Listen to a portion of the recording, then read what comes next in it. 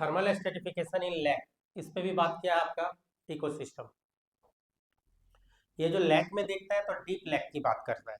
Thermal stratification में ये किसकी बात करता है? Deep lake. अगर कोई डीप लैक हो, अगर कोई डीप लैक हो तो लैक में अगर इसका स्ट्रेटिफिकेशन देखेगा, थर्मल बोले तो टेम्परेचर, एक तो लाइट के आधार पे देखे थे, याद होगा लाइट के आधार पे बताया गया था लिटोरल जोन, दूसरा बताया था लेमनेटिक जोन, और एक अंदर में जो था प्रोफंडल जोन। तो शुरू में ही देख लिए थे सक्सेशन वाले में, उसी के समय देखे थे। यहाँ स्ट्रेटिफिकेशन मतलब होता है बंटवारा, कि लैक जनरली 3 भाग में बट जाता है टेम्परेचर के बेसिस पे देखे तो। थर्मल स्ट्रेटिफिकेशन जिसमें सबसे ऊपरी वाला जो होता है उसको ईपी, ऊपर है तो ईपी, ऊपर का लेयर है लेमनियन, तो ऊपरी लेयर को ईपी लेमनियन बोलते हैं। बीच वाला है तो इसीलिए नाम पड़ता है मेटा लेमनियन, मेटा, मेटा लेमनियन। और सबसे नीचे है तो नीचे के लिए या कम के लिए सेंस में क्या यूज होता है? हाइपो, तो हाइपोलेमनियन। जनरली थर्मल स्ट्रेटिफिकेशन जो होता है ईपीलेमनियन, मेटालेमनियन और हाइपोलेमनियन। अगर बात हो समर का, अगर थर्मल स्ट्रेटिफिकेशन अगर हम लोग बात करें समर, तो समर में क्या होगा? हॉट एयर आएगा, हॉट एयर आएगा और अपर लेयर से टकराएगा, एयर सब आता जाएगा और अपर लेयर से टकरा के निकलता जाएगा। तो समर की बात कर रहे हैं तो हॉट एयर होगा, यही टकराएगा, तो ये क्या करेगा? ऊपर वाला लेयर को गर्म कर देता है। तो अगर समर में बात करें तो ईपीलेमनियन का टेम्परेचर क्या हो जाएगा? वार्म हो जाएगा, गर्म हो जाएगा। तो आप लिख सकते हो अगर समर की बात करें तो वार्म। सबसे नीचे ठंडा ही रहेगा, ये नीचे वाला जो लेयर है, यहाँ पे जो वाटर है ये कूल रहेगा, ठंडा ही रहेगा। अब इधर गर्म है, इधर ठंडा है, तो बीच में ट्रांजिशन स्टेट आएगा। आप लोग जीरोथ लॉ ऑफ थर्मोडायनामिक्स पढ़े हुए हैं कि हीट का हाई टू लो मूवमेंट होगा, तो इसमें आप कह सकते हैं थर्मोक्लाइन लेयर है, इस लेयर को नाम देता है थर्मोक्लाइन लेयर। तो 3 लेयर में ये बढ़ जाता है। सबसे ऊपरी वाला बहुत ही ज़्यादा, बहुत ज़्यादा नहीं, मतलब वार्म रहेगा, ऐसा नहीं कि खौल जाएगा, गर्मी के दिन में गर्म रहेगा। लेकिन क्या है कि जैसे जैसे अंदर घुसेंगे वाटर बॉडी में तो बीच में ये मॉडरेट टेम्परेचर आ जाएगा और सबसे नीचे आपको ठंडा ठंडा महसूस होगा समर के समय। अगर यही बात विंटर में होता तो विंटर में कहानी चेंज हो जाता। अगर विंटर में हम लोग करते तो सेम यही बात पलट जाता। बना ही लेता हूँ। विंटर के लिए अगर थर्मल स्ट्रेटिफिकेशन की बात करें हम लोग, तो विंटर में भी 3 लेयर बनेगा, इस तरीके से 3 लेयर। तो ऊपर वाला ईपी लेमनियन, तो ईपी लेमनियन विंटर के समय तो ठंडा टेम्परेचर आएगा, तो बाहर का लेयर क्या हो जाएगा? कूल, बात पलट जाएगा। नीचे वाला क्या हो जाएगा? वार्म, और बीच वाला थर्मोक्लाइन। ये हो गया विंटर। लेकिन अगर कभी ऐसा हो कि समर और विंटर के बीच में भी है, ऑटम रीजन है, तो ऑटम के समय क्या हो जाएगा? तो ये समर में क्या हो गया? गर्म ऊपर में था, नीचे ठंडा, तो समर और विंटर के बीच में एक आएगा ऑटम। ऑटम रीजन बोले तो ऑटम में क्या हो जाएगा कि टेम्परेचर पूरे वाटर बॉडी का सेम हो जाएगा। अगर ऑटम रीजन की बात करें तो अगर वाटर बॉडी है तो पूरा सेम होगा, मतलब सारा मिक्स कर जाएगा। यहाँ पे जो ईपीलेमनियन और जो हाइपोलेमनियन था, तो यहाँ पे क्या करेगा? मिक्स्ड, एक तरह का टेम्परेचर होता है। इवन विंटर के बाद स्प्रिंग सीजन भी आएगा, तो स्प्रिंग में भी अगर बात करें, स्प्रिंग सीजन में भी ये क्या हो जाएगा? मिक्स हो जाएगा, थर्मोक्लाइन हो जाएगा, मतलब टोटल मिल जाएगा। एक जैसा होता है। लेकिन यहाँ पे इससे क्वेश्चन ना आके इसी से रिलेटेड एक क्वेश्चन आपसे पूछा जाएगा। वैसे जगह जैसे एक क्वेश्चन बराबर पूछा जाता है आप लोग से कि कोई भी वाटर बॉडी है और मान लीजिए कि जहां का टेम्परेचर निगेटिव में रहता है, निगेटिव टेम्परेचर, तो पता ही है कि एयर निगेटिव वाला आके टकराएगा एक तरह से निगेटिव टेम्परेचर वाला, तो ऊपर क्या हो जाएगा, पूरा आइस का फॉर्मेशन हो जाएगा। ऊपर में लेयर जो बन जाएगा आइस का लेयर, ठंडा होने के कारण ये आइस आइस का लेयर बन गया। एक क्वेश्चन आप लोग से पूछा जाता है कि अंटार्कटिका रीजन में भी मछली जिंदा रह लेता है, कैसे? ये क्वेश्चन बराबर आता है। अंटार्कटिका रीजन में भी जहाँ पे हमेशा बर्फ जमा हुआ है, तो अंटार्कटिका में अगर हम लोग बात करें बहुत जो भी वाटर बॉडी है वहाँ का, तो पूरा मोटा बर्फ का लेयर जमा हो जाता है। मतलब ऐसा बोला जाता है कि अगर कोई वाटर बॉडी है जैसे नदी है या समुद्र है, तो उस पर लोग ट्रक चलाने लग जाते हैं, उसके ऊपर इतना मोटा लेयर आइस का बन जाता है कि पूरा कहिए कि जम ही जाता है। फिर भी इसके नीचे मछली जिंदा कैसे रह लेता है, मछली सब आके जिंदा कैसे है? नहीं, ये लिविंग जो भी है अंदर में, वो कैसे लिविंग रह जाता है या मछली जिंदा कैसे रह जाता है? तो उसका रीजन जो है, जो आपने बताया अभी, तो पार्शियल सही है पूरा। और बताइए, और क्लियर कीजिए उसको, और क्या रीजन? नीचे का हीट बाहर नहीं जा पाता है, तो वो पार्शियल है। और कुछ? जब बर्फ जमेगा तो पूरा जमा देते हैं। तो देखिए मेन रीजन क्या होता है इसका, जैसे जैसे टेम्परेचर घटेगा, यहाँ फिजिक्स अप्लाई होता है, तो टेम्परेचर जब घटने लग जाता है तो धीरे धीरे टेम्परेचर डाउन हुआ होगा। जब वाटर का टेम्परेचर 4 डिग्री सेंटीग्रेड रहेगा तो वाटर मैक्सिमम डेंसिटी पे रहता है। इसका क्या होगा, मैक्सिमम डेंसिटी होता है। और जो आइस है, आइस का डेंसिटी कम हो जाता है। तो आपको पता होगा जो चीज का डेंसिटी कम होता है वो पानी में तैरता रहेगा। वाटर का डेंसिटी ज्यादा है, आइस का डेंसिटी कम है। कोई भी आइस को आप ले लीजिए, पानी वाटर बॉडी में डालिए, वो तैरेगा क्योंकि डेंसिटी उसका कम है। तो वाटर का डेंसिटी 4 डिग्री सेंटीग्रेड पे मैक्सिमम डेंसिटी पे चला जाता है। और ऊपर जो आइस का परत बना था, तो आइस का परत नीचे एक तो टेम्परेचर को घुसने नहीं देगा, और आपका पार्शियल बात भी अब लग जाएगा कि नीचे के हीट को बाहर निकलने नहीं देगा। प्लस क्या है, जो आइस जो जम रहा है, तो जमते जमते एक टाइम ऐसा आ जाता है कि जब 4 डिग्री पे आएगा तो सारा आइस को ऊपर ही रखता है, नीचे आने ही नहीं देगा। मतलब नीचे पानी रह ही जाता है। और अगर नीचे पानी रह गया तो ये मछली पानी में जिंदा रह लेगी। लेकिन उसके लिए इसके मछली के बॉडी में भी कुछ अपना एडेप्टेशन होता है। मछली जो है ये अपने बॉडी में आइस न्यूक्लिएटिंग प्रोटीन सब जमा कर लेती है। कुछ मछली है फैट भी जमा कर लेगी, बाहर से इसका सबक्यूटेनियस फैट का लेयर बना लेती है, फैट का लेयर बना लेती है। फैट इंसुलेटर की तरह काम करता है, जस्ट लाइक बोले तो हम लोग का रजाई या कंबल। तो मछली के बॉडी के हीट को ये फैट निकलने नहीं देगा, तो हीट नहीं निकला तो इसका टेम्परेचर मेंटेन हो गया। और दूसरा है नीचे पानी रह गया क्योंकि 4 डिग्री सेंटीग्रेड पे आ चुका है। तो पानी अगर पूरा आइस हो जाए तब तो मछली मर ही जाएगी। तो पूरी तरह से आइस कभी भी नहीं जमता है।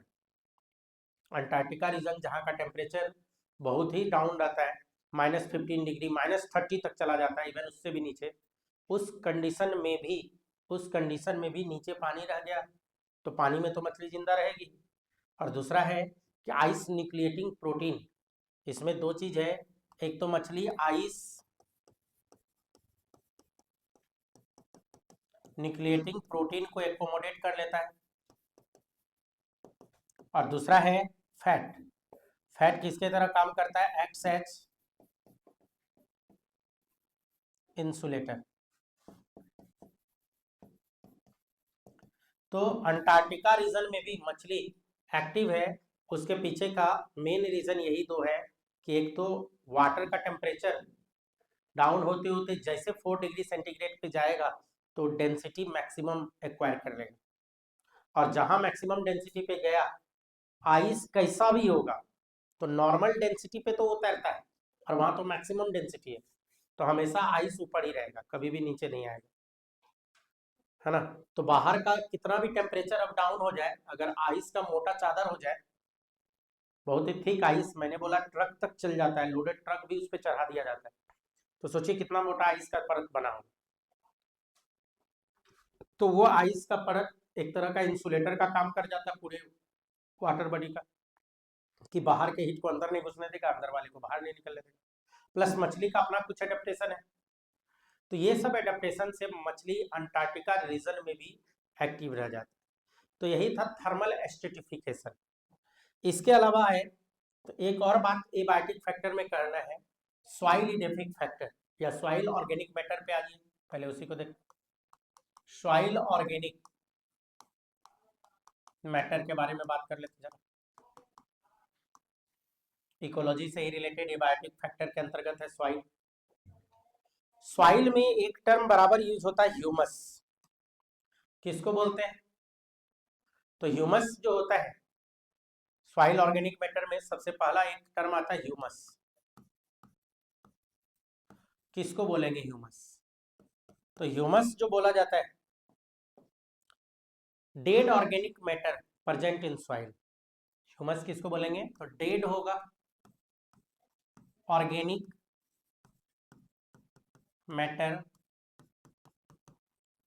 Present in soil. सॉइल में जो डेड ऑर्गेनिक मैटर प्रेजेंट होता है उसी को हम लोग क्या बोल देते हैं? ह्यूमस। अब क्वेश्चन ये उठ के आता है ह्यूमस बना कैसे? तो ह्यूमस का जो फॉर्मेशन होता है, फॉर्मेशन ऑफ ह्यूमस की अगर हम लोग बात करें कि इसका फॉर्मेशन कैसे हो रहा है, फॉर्मेशन ऑफ ह्यूमस। ह्यूमस का जो फॉर्मेशन की हम लोग बात करें, नहीं तो ह्यूमस में मैंने क्या लिखा, क्या होगा? एक तो लिखा हो कीवर्ड डेड है और दूसरा ऑर्गेनिक मैटर है, तो लिविंग से ही बना होगा। डेड किए तो किसको डेड कीजिएगा? तो जो जिंदा था उसी को ना डेड कीजिएगा। तो पहले जिंदा था, अब मर गया, तो जिंदा क्या था? या तो प्लांट हो सकता है, या तो एनिमल हो सकता है, या तो माइक्रोब्स हो सकता है। यही तीन बात कर सकते हैं डेड में हम लोग, लिविंग में।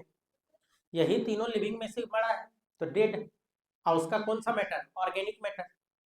तो ह्यूमस का जो फॉर्मेशन होता है, तो ह्यूमस, फॉर्मेशन ऑफ ह्यूमस जो होता है, तो आप लिख सकते हो डिकम्पोजिशन होगा। किसका? Decomposition of plant and animal. तो क्या लिखेंगे यहाँ पे? डिकम्पोजिशन करवाएंगे।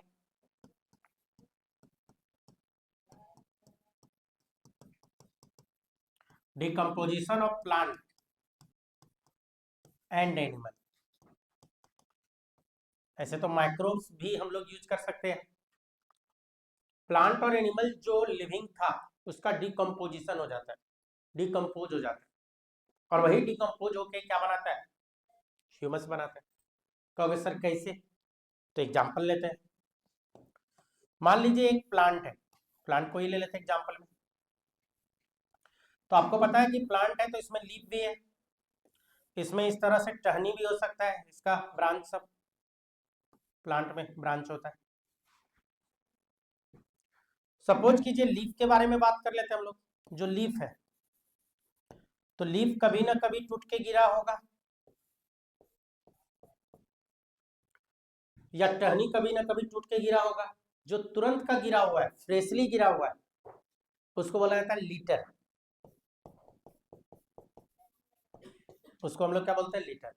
जो फ्रेशली गिरा, जैसे लीफ, नया नया लीफ जो गिरा, या प्लांट का कोई भी पार्ट गिरा, तो वो कहलाएगा लीटर।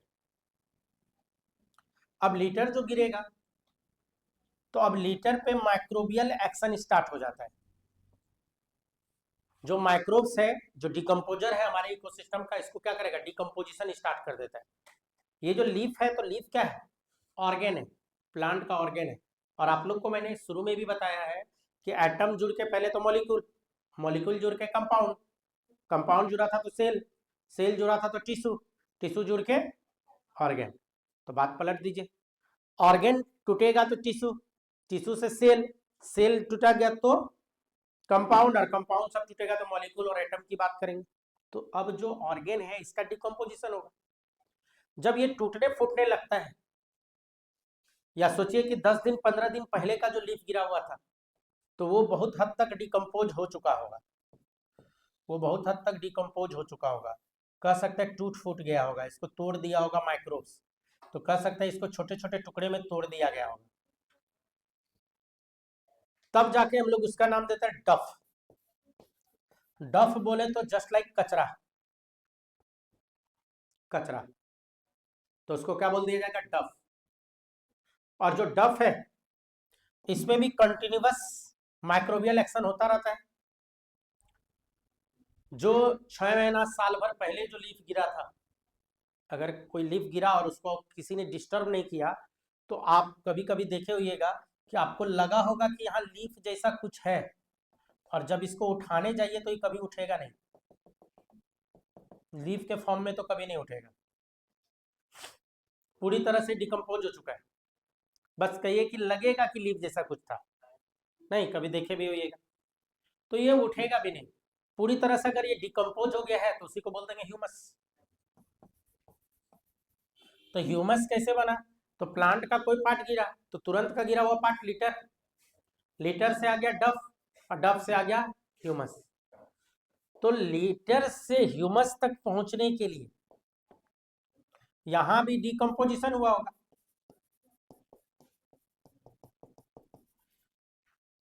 इधर भी क्या हो गया, माइक्रोबियल एक्शन हो गया, तो डिकम्पोजिशन की बात करेंगे। डिकम्पोज किया गया इसको, तो कौन डिकम्पोज किया, तो माइक्रोब्स। माइक्रोब्स इसको क्या करेगा, डिकम्पोज करने का काम करेगा, और डिकम्पोज करेगा तभी जाके ये ह्यूमस तक पहुंच पाएगा। तो लीटर जो गिरता है शुरू में, तो उसमें स्मेल नहीं रहेगा, और जो ह्यूमस है इसमें भी स्मेल नहीं रहेगा।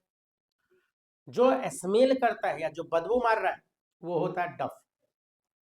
वो इसीलिए है कि उसमें माइक्रोबियल एक्शन बहुत बड़ी तेजी से चल रहा होता है। तो लीटर से ह्यूमस तक पहुंचने में यहाँ पे कुछ प्रोसेस है। ये जो डिकम्पोजिशन की हम लोग जो बात कर रहे हैं, डिकम्पोजिशन, तो डिकम्पोजिशन को बांट दिया गया है 3 पार्ट में, 3 प्रोसेस में इसको बांटा है। पहला भाग बोला जाता है फ्रेगमेंटेशन होता है इसका, फ्रेगमेंटेशन होगा। दूसरा फ्रेगमेंटेशन यानी तो लीचिंग भी बोलते हैं हम लोग इसको, लीचिंग।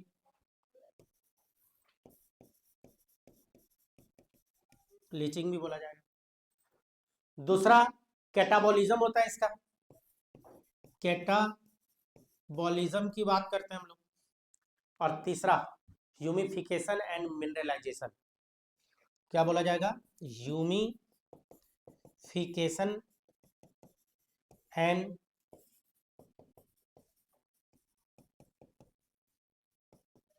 ह्यूमिफिकेशन एंड मिनरलाइजेशन के रिगार्डिंग बात होता है। तो इसको 3 पार्ट में बांटा गया है। डिकम्पोजिशन जो प्रोसेस होता है, कहने का मतलब सीधा सीधी बोले तो लीटर से जो ह्यूमस तक हम लोग आएंगे, यहाँ से यहाँ तक, ये पूरा प्रोसेस डिकम्पोजिशन प्रोसेस, उसको 3 भाग में बांटा, फ्रेगमेंटेशन, कैटाबॉलिज्म, ह्यूमिफिकेशन। एक एक करके जरा सा देखते हैं, थोड़ा थोड़ा बात करते हैं सब पे। तो पहला जो है एबीसी कर देता हूं। तो पहला जो हम लोग बात कर रहे हैं यहाँ पे, फ्रेगमेंटेशन, यानी तो लीचिंग भी बोलते हैं।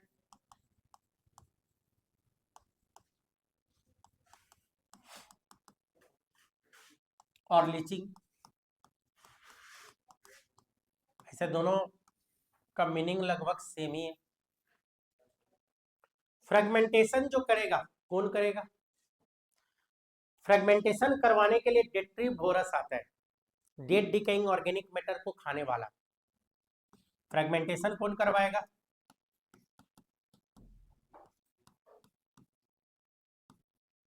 डेट्रीवोरस। बेस्ट एग्जांपल डेट्रीवोरस का होता है अर्थवर्म। अर्थवर्म पहला प्रोसेस जो होता है आप कह सकते हैं अर्थवर्म के द्वारा कंप्लीट किया जाता है। अर्थवर्म क्या करेगा? जो गिरा हुआ पार्ट था, जो डेट्राइटस था या लीटर था, उसको डिकम्पोज करेगा। उसको क्या करेगा? फ्रेगमेंटेशन फ्रेगमेंटेशन करेगा, स्मॉल पार्टिकल में तोड़ देगा। अर्थवर्म क्या करेगा? उसको स्मॉल पार्टिकल में तोड़ देगा। तो कहने का मतलब ये जो फ्रेगमेंटेशन हुआ, फ्रेगमेंट, तो सबसे पहला प्रोसेस अर्थवर्म करवाया, तो उसको तोड़ने का काम किया। किसको? जैसे मैंने अभी बोला कि लीफ अगर है तो इस लीफ को छोटे छोटे टुकड़े में तोड़ने का काम करेगा। इसको छोटे छोटे टुकड़े में तोड़ने का काम कौन करेगा? अर्थवर्म। यही जो छोटा छोटा टुकड़ा टूटेगा कहलाएगा फ्रेगमेंटेशन, और जो प्रोसेस कहलाता है लीचिंग। नहीं, प्रोसेस ऑफ फ्रेगमेंटेशन की जो बात कर रहा है तो इसको छोटे छोटे टुकड़े में तोड़ना। पहले तो तोड़ दिया, फिर क्या होगा? इसमें जो वाटर सोलेबल वाला जो मिनरल सब होगा, जैसे अगर वाटर सोलेबल बहुत सारा मिनरल्स इसमें था जो टूटा छोटे छोटे टुकड़े में, तो अब उसको क्या करेगा? निकलवाएगा। ये सब वाटर के सहारे लीच हो जाएगा, लीचिंग हो जाएगा। नहीं, तो वाटर सोलेबल इनऑर्गेनिक न्यूट्रिएंट ये नीचे आ जाएगा, सॉइल में आ जाएगा। तो सॉइल में जो आएगा यही प्रोसेस क्या कहलाएगा? ये इनऑर्गेनिक मैटर सब है। किसके सहारे आया? वाटर के सहारे आया। तो ये प्रोसेस जो कहलाता है ये लीचिंग। मतलब तोड़ा तो उसमें से जो इनऑर्गेनिक न्यूट्रिएंट सब है उसको बाहर निकाल लिया, सॉइल में आ गया। प्रोसेस क्या कहलाता है? लीचिंग। पहला खत्म। सेकेंड पार्ट इसका जो था, तो दूसरा में मैंने बोला था कैटाबॉलिज्म।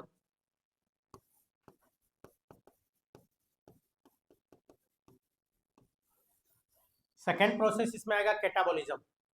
कैटाबॉलिज्म के लिए यहाँ पे रिस्पॉन्सिबल है बैक्टीरिया एंड फंजाई। कैटाबॉलिज्म किसके द्वारा करवाएगा? तो with the help of bacteria and fungi. Bacteria और फंजाई के द्वारा प्रोसेस स्टार्ट करवाएगा क्या? कैटाबॉलिज्म।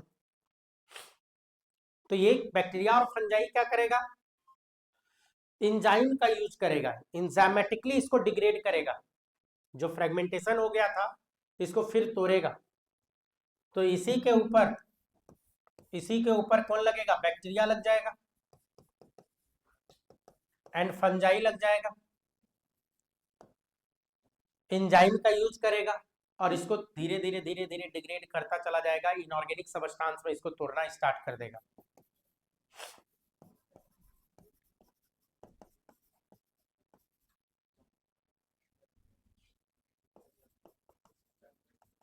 तो यही क्या कहलाएगा? कैटाबॉलिज्म। ये प्रोसेस क्या कहलाएगा? कैटाबॉलिज्म। तो उसको कैटाबोलाइज कर देगा। और यहीं पे इसको आप बोल सकते हो डफ स्मेल आ चुका है। और फाइनल स्टेप जो आ जाता है ह्यूमिफिकेशन। जो थर्ड आएगा ह्यूमिफिकेशन का स्टेप आता है। ह्यूमस का फॉर्मेशन एक तरह से कहिए। तो ह्यूमिफिकेशन एंड मिनरलाइजेशन भी इसको बोला जाता है। क्या बोलेगा? Humification and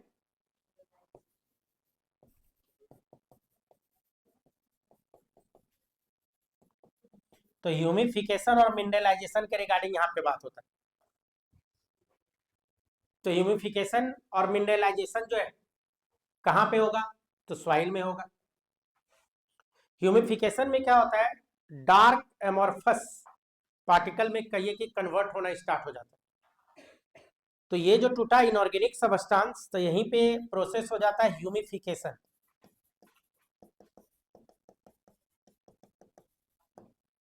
and mineralisation. इसमें डार्क कलर का सबस्टांस, अमॉर्फस सबस्टांस मिल जाता है, और यही जो डार्क सबस्टांस जो मिलता है इसी को तो हम लोग बोलते हैं ह्यूमस। इसी को क्या नाम देते हैं? ह्यूमस। तो ह्यूमिफिकेशन में सीधा सीधी बोले तो ह्यूमस का फॉर्मेशन,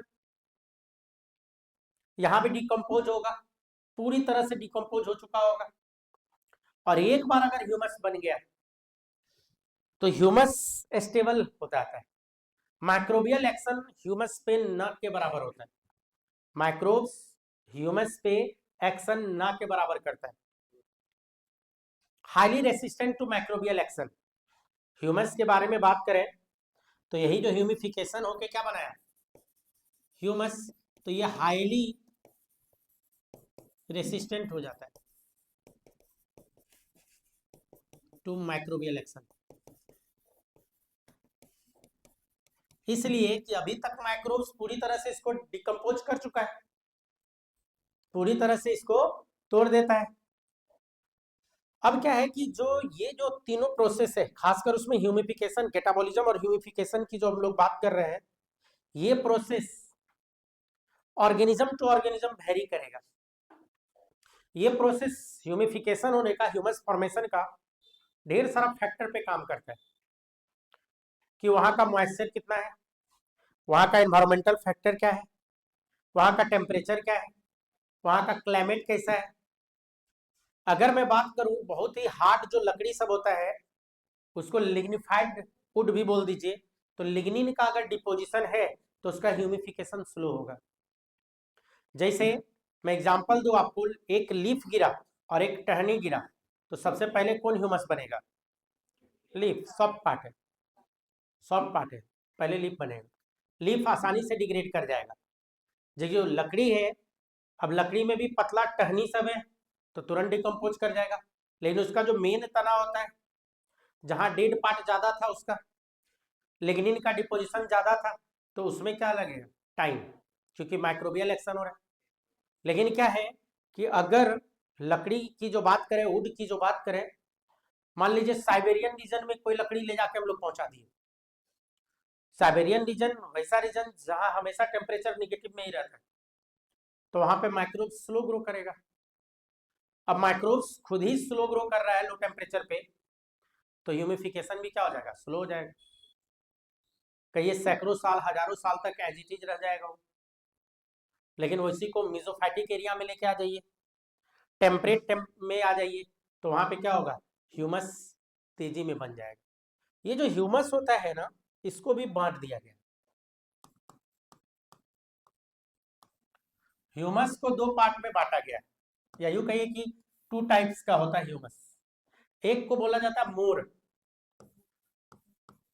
और एक को बोला था मूल। नहीं, मोर किसको बोलते हैं? मोर की जो बात करें, वैसा ह्यूमस जिसका पीएच कम हो। मोर, तो मोर पीएच ऐसे याद रखिए, मोर में इसका पीएच जो होता है ना कम होता है, लेकिन क्वेश्चन ये उठ जाता है कितना कम। तो यहाँ का पीएच 3.8 से लेके 4 पीएच का कहानी होता है। इसका मतलब इस पीएच पे मिल रहा है तो गारंटी है वो एसिडिक सॉइल की ही बात कर रहा होगा। कहां पे बनेगा मोर? एसिडिक सॉइल की बात करेगा ये, एसिडिक सॉइल। अब एसिडिक सॉइल है, ज्यादा एसिडिक है, तो आपको पता है ज्यादा एसिडिक पे माइक्रोबियल एक्शन स्लो हो जाएगा, तो ह्यूमिफिकेशन जो होगा स्लो होगा, ह्यूमस का फॉर्मेशन जो होगा स्लो होगा। तो एसिडिक सॉइल में है, तो मोर की जो हम लोग बात कर रहे हैं ये क्या होगा? इसका डिकम्पोजिशन स्लो या fast? Slow. Decomposition of litter is slow, decomposition of letter is slow. इसका जो डिकम्पोजिशन होगा वो स्लो होगा। क्यों स्लो होगा? क्योंकि पीएच कम है। पीएच कम होने से क्या होगा? माइक्रोब्स स्लो ग्रो करेगा। तो आप लिख सकते हो यहाँ पे डिकम्पोजिशन जो होगा decomposition of litter is slow because, क्या लिखो, fewer micro organism,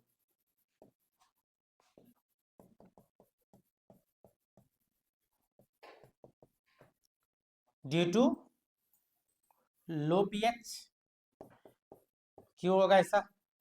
due to low pH, pH कम होने के कारण माइक्रो ऑर्गेनिज्म स्लो ग्रो करे। वैसे तो जो मूल होता है इसका भी पीएच एसिडिक ही होता है। मूल की जो बात करें, ये पूरी तरह से कंप्लीटली डिकम्पोज लिटर होता है। यहां पे जो बात करें मूल में, it is totally decomposed humus, पूरी तरह से डिकम्पोज होगा। क्यों डिकम्पोज हो गया? तो पहला तो है कि इसके कंपेयर में, मोर के कंपेयर में मूल का जो पीएच होता है ज्यादा होता है, हाई पीएच लिख सकते हैं कंपेयर में, हाई पीएच। लेकिन हाई पीएच के बावजूद भी एसिडिक ही रहता है, मतलब पीएच इसका वेरी करता है 5.5 से लेके 6.5, ये पीएच वेरी करेगा, एसिडिक ही होता है। और आपको बता दूं, मूल वाला जो होता है इसको बोला जाता है बेस्ट सॉइल। वैसा ह्यूमस जो मूल में है, सॉइल में मूल कंडीशन में है, उसको बेस्ट सॉइल बोला जाता है। क्रॉप जो है, क्रॉप को ग्रो होने के लिए सबसे बेस्ट सॉइल इसी को माना जाता है, कौन? मूल। एक्चुअल में कोई भी क्रॉप को ग्रो करना है तो बेस्ट जो होता है वो स्लाइटली एसिडिक पीएच। सॉइल का अगर पीएच 5.5 से 6.5 में वेरी करेगा तो उसमें प्लांट बड़ी तेजी से ग्रो करता है, तो इसीलिए बेस्ट सॉइल बोला जाता है। इसके बाद एक होता है बायोम, इकोसिस्टम वाला पार्ट डन। बायोम, बायोम को बांटा गया है, ढेर सारा में बांट दिया है, लेकिन नया वाला में अभी हटाया भी है थोड़ा सा, लेकिन बात करेंगे हम। टेरेस्टेरियल बायोम के रिगार्डिंग बात करेंगे। क्या है टेरेस्टेरियल बायोम भाई?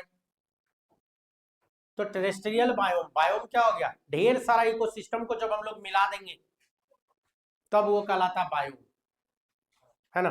Large ecosystem is called biome.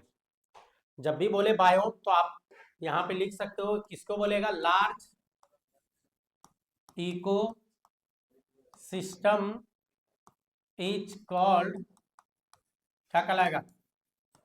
Biome. Large ecosystem को ही हम लोग बोलेंगे बायोम। बायोम का बाउंड्री कौन डिसाइड करता है? तो altitude and latitude determine the boundary of biome. Altitude and latitude determine the boundary of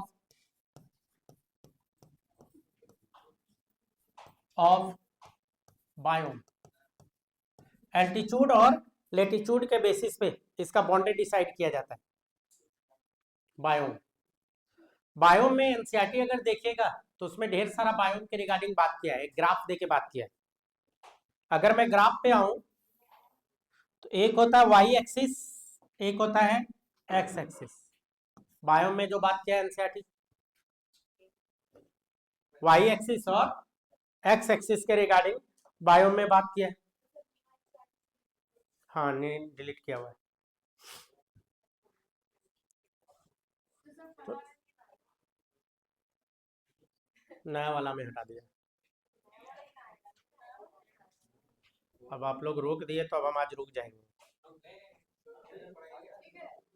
एक काम करते हैं, बायोम अगले क्लास में, कि कुछ इशारा हो गया। एक्चुअली बता रहा हूँ,